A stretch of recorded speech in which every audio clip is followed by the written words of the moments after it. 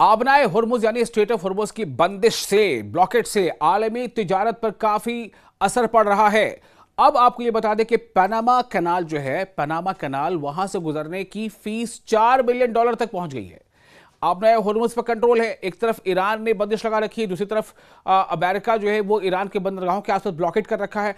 इन सब का असर किधर पड़ रहा है? पनामा कनाल पर। पनामा कनाल से गुजरने की फीस $4 मिलियन तक पहुंच गई है। तेल की कीमतें और सप्लाई चेन शदीद दबाव में हैं। यह खबर आलमी तिजारत यानी वर्ल्ड लेवल पर जो ट्रेड है उसके लिए और एनर्जी के लिए, तवानाई के लिए और समंदरी रास्तों के बारे में एक अहम तब्दीली को बयां करती है, जो आपको बताने जा रहे हैं। तो आपको यह हम बता दें कि बुनियादी मसला दरअसल है क्या। दुनिया की एक निहायत अहम समुद्री गुजरगाह यानी स्ट्रेट, जिसका पूरा नाम है स्ट्रेट ऑफ हॉर्मुज, इस वक्त तकरीबन बंद हो चुकी है या गैर महफूज हो गई है। कोई भी देश उस वहां से अपने शिप को गुजारना नहीं चाहता, चूंकि ईरान ने स्ट्रेट ऑफ हॉर्मुज पर अपना कंट्रोल बरकरार रखा हुआ है। और दूसरी तरफ अमेरिका ने क्या किया है कि ईरान के पोर्ट्स से कुछ दूरी पर अपनी ब्लॉकेट लगा रखी है। तो बहरहाल ये जो स्ट्रेट ऑफ हॉर्मुज है, ये रास्ता मशरक़ वस्ता से तेल की तरसील यानी तेल को वहां से गुजरने के लिए एक बहुत ही अहम रास्ता है। जब यहां खतरा बढ़ता है, जैसे जंग, मिसाइल हमले या कशीदगी यानी तनाव, तो जहाजों के लिए गुजरना मुश्किल हो जाता है। इसका असर कहां पड़ा और कैसे पड़ता है? जब कंपनियां इस खतरनाक रास्ते से बचने लगीं, यानी कंपनियों को डर लगने लगा कि हो सकता है कि वहां पर हमले हो जाएं और उनके साथ हादसा पेश आ जाए, बड़ा नुकसान हो जाए, तो इस डर के बाद उन्होंने मुतबादिल यानी ऑल्टरनेट रास्ते अपनाए। इनमें सबसे अहम है पनामा कनाल। क्या है पनामा कनाल? यह कनाल बहरे ओकियानूस और बहरुल काहिल को मिलाती है और आम हालात में भी मसरूफ रहती है। आम दिनों में भी ये काफी मसरूफ रहती है, बिजी रहता है इसका ट्रेन। अब इसकी पनामा कनाल की जो फीस है वो काफी बढ़ गई है। आमतौर पर कैनाल से गुजरने की फीस $3 से $4 लाख, तरजीही गुजरने की इजाफी फीस तकरीबन $3 लाख। अब आप सोचें कि आमतौर से फीस क्या है, $3 से $4 लाख वहां से आप यानी पनामा कनाल से अपने जहाज़ों गुजारने का। लेकिन अगर आप चाहते हैं कि हमें जल्दी या हमें पहले या हमें जो जो एक चेन बनी हुई है या जो सीरीज़ बनी हुई है या जो कहते हैं ना कि लाइन बनी हुई है, तो लाइन में चूंकि हम काफ़ी पीछे हैं तो हम चाहते हैं कि थोड़ा हमें तरजीह मिल जाए, थोड़ा हम जल्दी गुजार लें, तो उसके लिए आपको इजाफी फ़ीस देनी पड़ रही। वो क्या है? तरजीही गुजरने की इजाफी फ़ीस है तकरीबन $3 लाख, यानी कि लगभग दोगुनी हो गई ना। $3 से $4 लाख तो आपको ऐसे ही चाहिए। और अगर आप चाहते हैं कि आपको थोड़ा जल्दी जो है गुजार दिया जाए उस रास्ते से, तो फिर आपको इजाफी $3 लाख देना पड़ता है अलग से। अब सूरत हाल बदल गई है। कुछ कंपनियों ने जल्दी गुजरने के लिए $3 से $4 मिलियन यानी $40 लाख तक अदा किए। समझ आई बात? जहां $3 से $4 लाख का खर्च होता था पनामा कनाल से अपने शिप को गुजारने में, अभी क्या हो रहा है?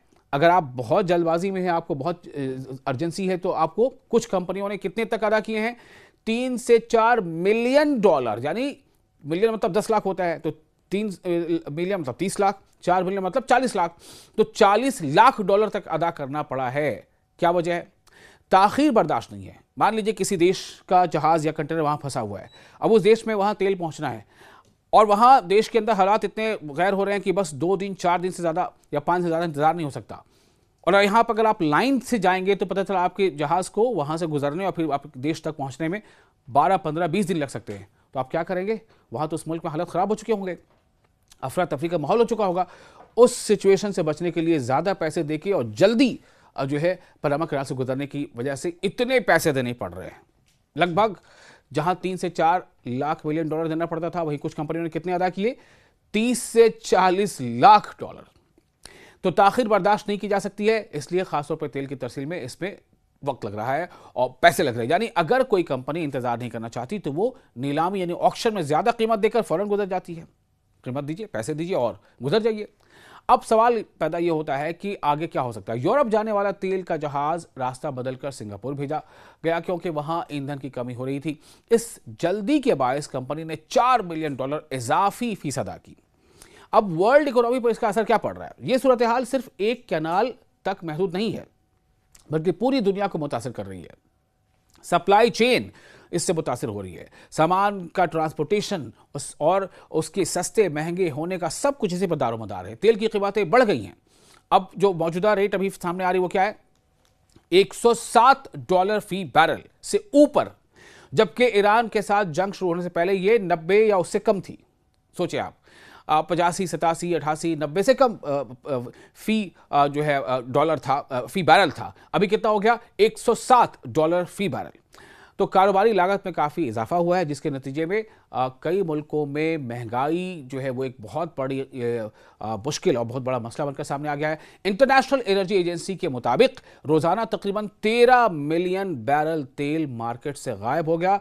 इसे तारीख का सबसे बड़ा तवानाई खतरा कहा जा रहा है। सियासी और सिक्योरिटी पहल क्या है इसको लेकर के पनामा ने इल्ज़ाम लगाया है कि ईरान ने एक जहाज़ को ज़बरदस्ती कब्जे में लिया, जिससे समुद्री सिक्योरिटी पर सवालात उठे हैं। और यह सब कशीदगी यूनाइटेड स्टेट्स और ईरान के दरमियान बढ़ते तनाज़े से जुड़ी हुई है। तमाम जो हालात हैं वो ईरान पर जो अमेरिका ने अटैक किया 28 फरवरी को, उसके बाद से तमाम हालात इस तरह से बिगड़ते चले जा रहे हैं।